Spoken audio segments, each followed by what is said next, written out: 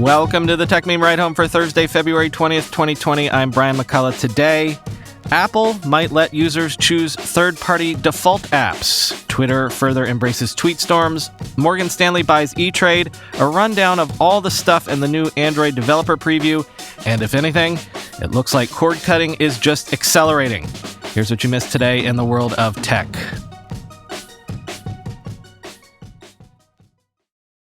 Apple is considering letting users choose third-party browsers and email apps, among others, as their defaults for those functions on iPhone and iPad. Not only that, they're considering opening the HomePod to third-party music services like Spotify. Sure seems that antitrust scrutiny, even a whiff of it, can really move the needle at even a company like Apple. Quote, "The company currently pre-installs 38 default apps on iPhones and iPads," Bloomberg News has reported, including the Safari web browser, Maps, Messages, and Mail. Last year, Stockholm-based Spotify submitted an antitrust complaint to the European Union saying Apple squeezes rival services by imposing a 30% cut for subscriptions made via the App Store. Apple responded that Spotify wants the benefits of the App Store without paying for them. As part of its complaint, Spotify singled out the inability to run on the HomePod and become the default music player in Siri, Apple's voice-activated digital assistant. Now Apple is working to allow third-party music services to run directly on the HomePod, said the People.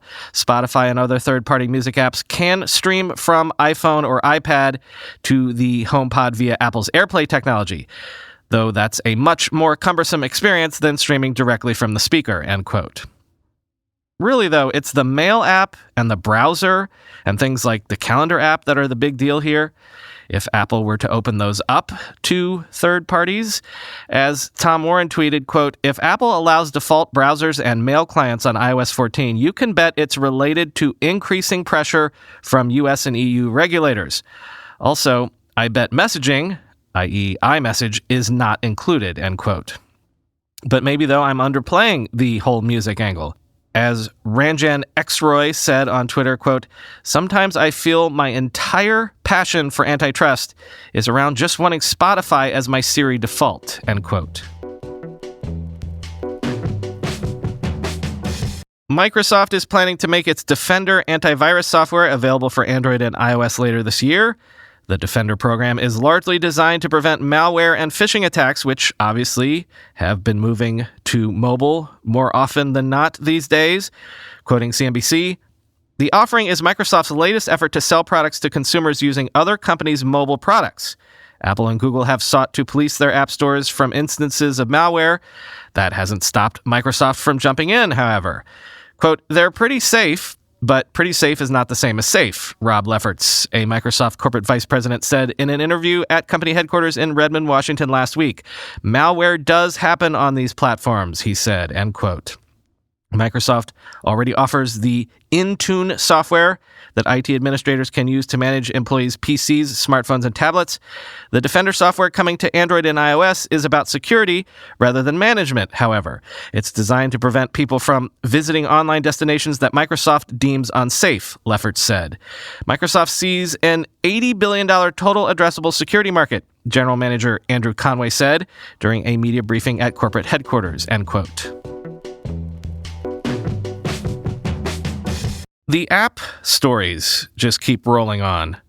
Twitter has announced a new Continue Thread option, a feature that will link tweets together while they are being composed.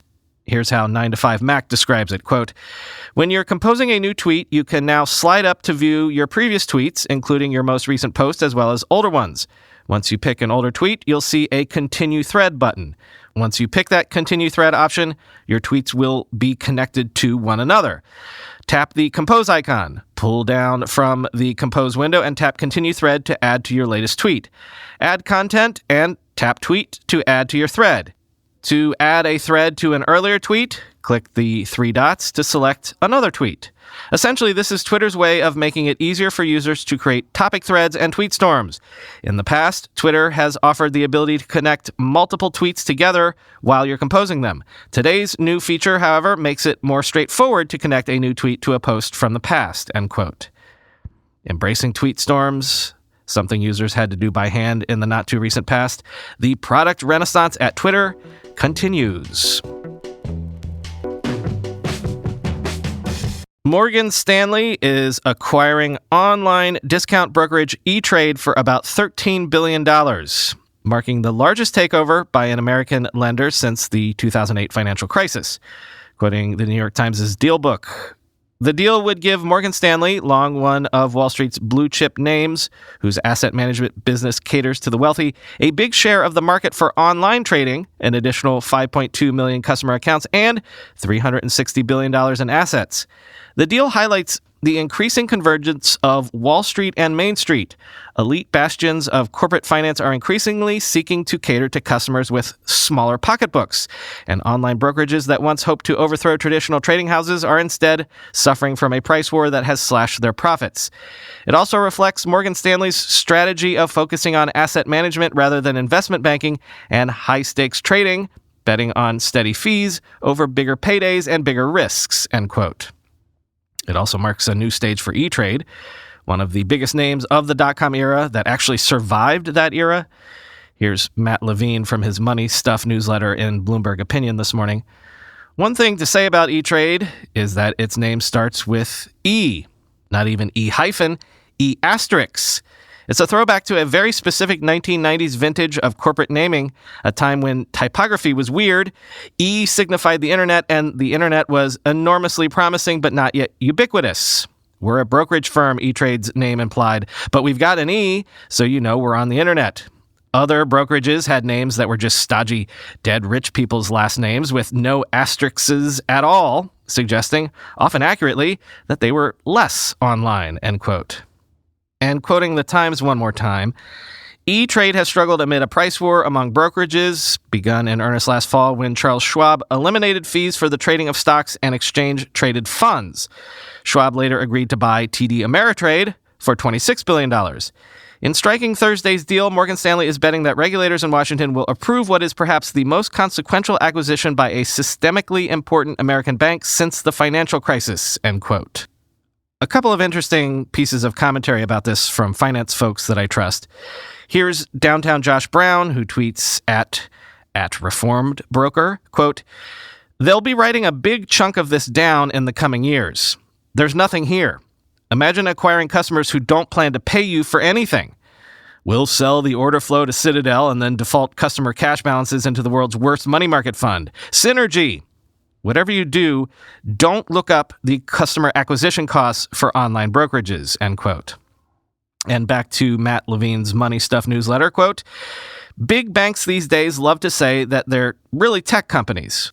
What they usually mean by that is that they employ a lot of software engineers and talk a lot about machine learning and blockchains.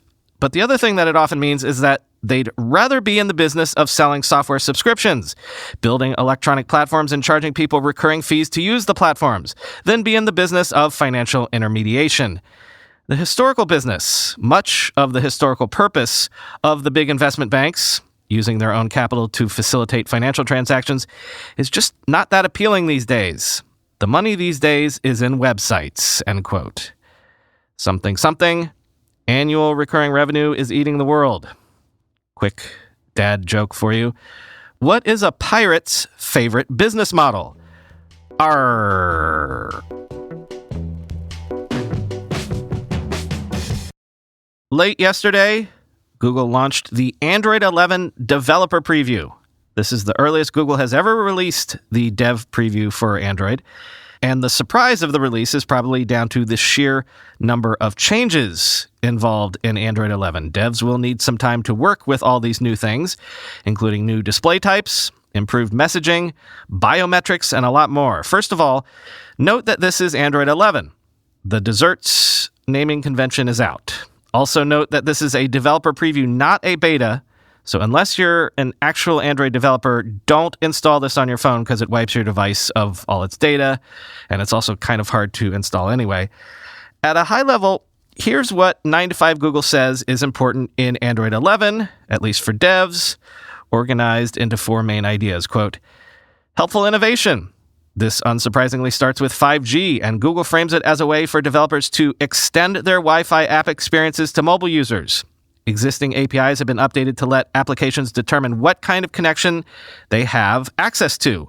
Also part of this tentpole is support for new display types, with one API letting devs use the entirety of a waterfall screen, including edges.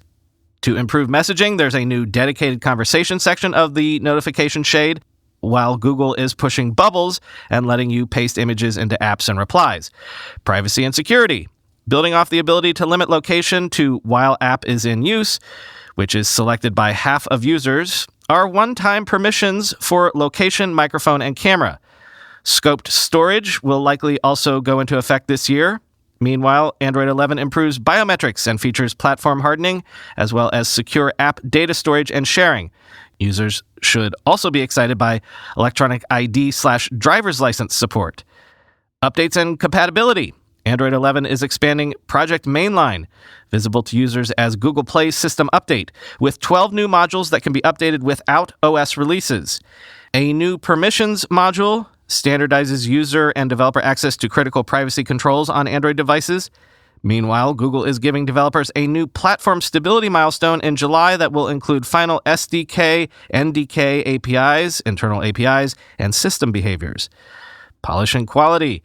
There are various improvements to the connectivity stack, low latency video codecs, and for images/cameras. Highlights for the latter include HEIF animated drawables that are drastically smaller than GIFs, and API to mute vibration while capturing images, end quote. And then if you're a non-developer, here's what Chaim Gartenberg says are the best new features he's uncovered so far. Quote, Bubbles. Reminiscent of Facebook's chat heads, the Bubbles feature was originally meant to be part of Android 10 last year. It's a new UI for messaging apps that lets you keep several conversations easily accessible anywhere through a floating bubble. Right now, it seems that just Google's own messaging app has support, but the idea is that any app, like WhatsApp, Facebook Messenger, or Signal, could take advantage of the feature. Conversations. To go along with the bubbles, there is a new conversations section of the notification shade that breaks out new messages into their own area ahead of all your emails, Instagram likes, and app updates. The idea is to make the communication parts of your phone more accessible because, well, it's a phone, and that's what it does, help you talk to people. Better app permissions. Taking a page out of iOS's book, Android 11 is adding the option to just give apps temporary permission to your camera, microphone, and location data. It's a simple addition, but one that makes Android a lot more secure. Screen recording. Google already had a version of this in Android 10's betas that didn't make its way to the final version, but screen recording is back and has a whole fancy UI this time, which means that the feature may be finally shipping in Android 11. It basically does what it says on the can, records your screen. Smaller tweaks and changes. Automated dark mode toggles, a new motion sense gesture for the Pixel 4 to play or pause music, an increased touch sensitivity setting for the Pixel 4 meant for use with screensavers. The option to pin apps to the top of the share sheet is back from the Android 10 beta. Turning on airplane mode no longer disconnects Bluetooth audio connections. And XDA developers reports that there's also a hidden new screenshot UI, but it's not enabled by default or fully functional yet, end quote.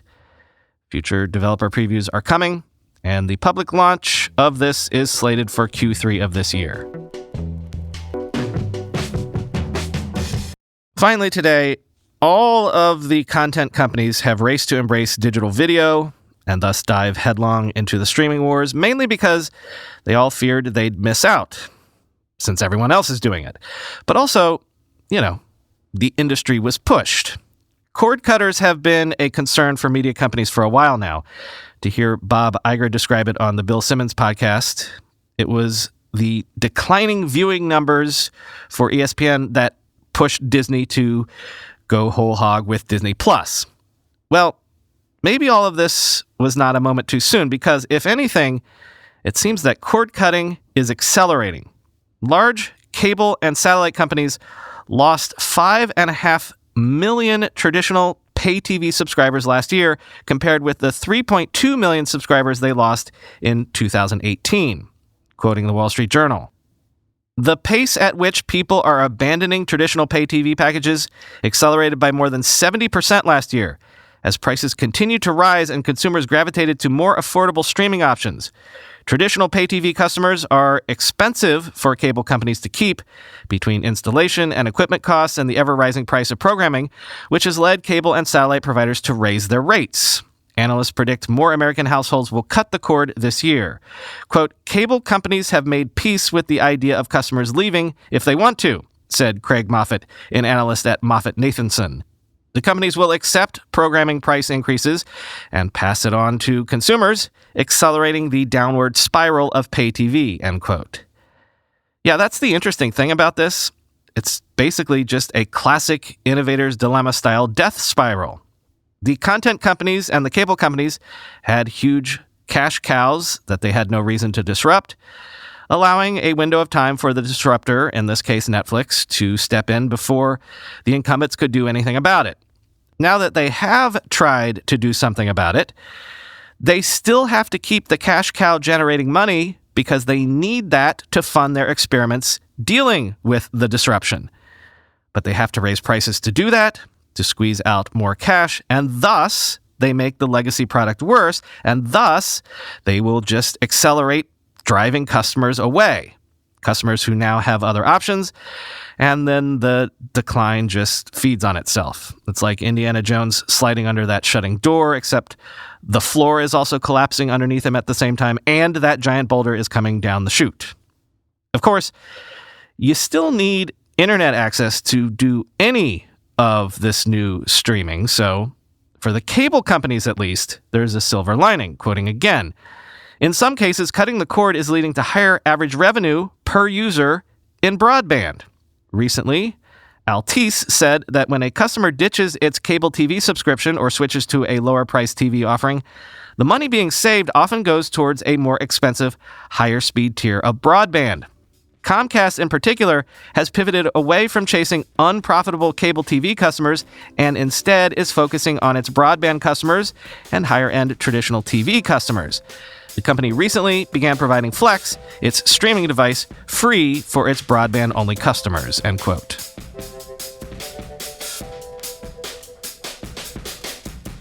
That is all for today.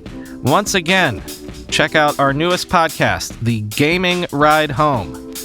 On the Slack channel today, I see the headlines over there are a potential new VR controller from Sony, the continuing troubles at GameStop, and why Tiger's retro LCD handheld games are actually making a comeback. Please do search for and subscribe to The Gaming Ride Home. And also hit me up on Twitter or our subreddit at r/ridehome for any feedback on The Gaming Ride Home show. Kyle is traveling right now, so his audio is slightly less good than normal. But I'm loving the shows so far. I'm literally a fan myself because it catches me up on a space that I should know more about in order to produce this show.